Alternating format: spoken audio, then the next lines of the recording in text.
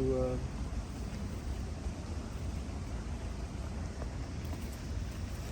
used to take a rose, he'd smell it, and he would say, Shim, smell and say, Sallallahu Alaihi Wasallam. Life before Islam.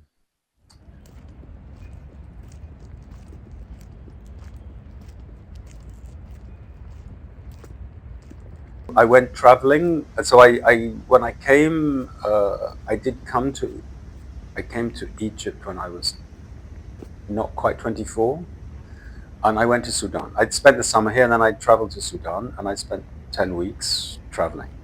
And one of the stories from that was from Omdurman. I did a 5-day lorry trip out to Jebel Mara. I mean, Jebel Mara is famous because it sort of war, but I was there before, alhamdulillah, before the wars. And on that trip, we would sleep, and I'd be rolled up in a sleeping bag asleep, and then 4 a.m. or whatever, I don't know what time exactly, but I'd wake up, I'd drift up to sleep, and I would hear the sand, I'd hear the wind blowing sand against the sleeping bag. The sound.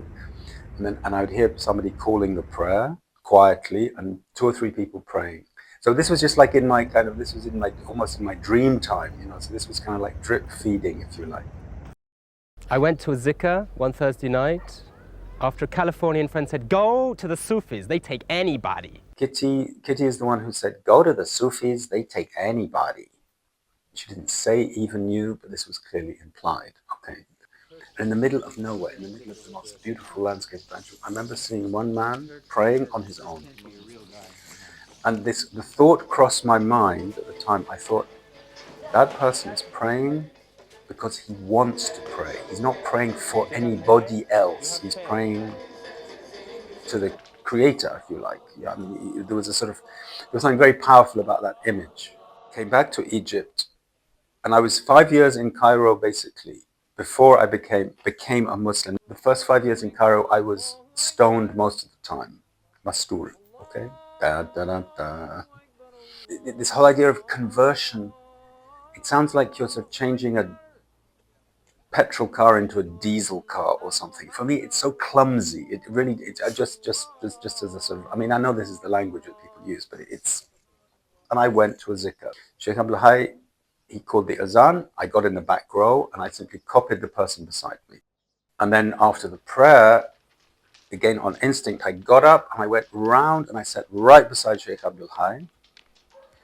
And I used to hesitate telling this story because if I tell this to somebody, maybe they go to a zikr expecting fireworks, and everybody's different, and everybody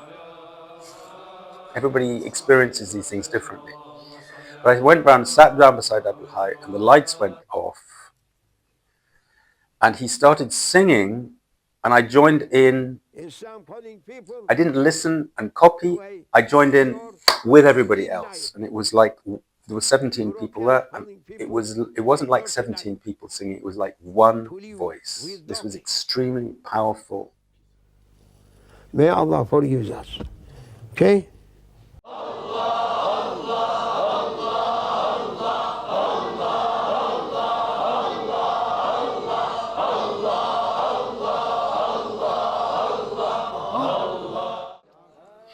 Experience one voice. It was in the dark, but it wasn't in the dark. I was given a fabulous light show. I mean, beyond all description. And then after the initial bit, which is sung out loud,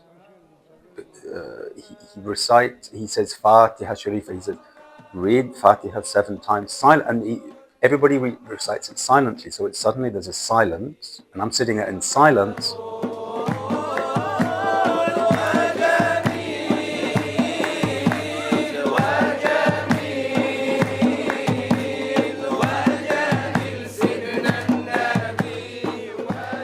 The light show continued for me, so I wasn't reciting anything, but the light, this kind of, it was very, very strong. It's impossible, and on the heart level, it was like being plugged in. just like it's like a, you know, it's a massive cable just like being plugged in. So having been switched off, I was switched on.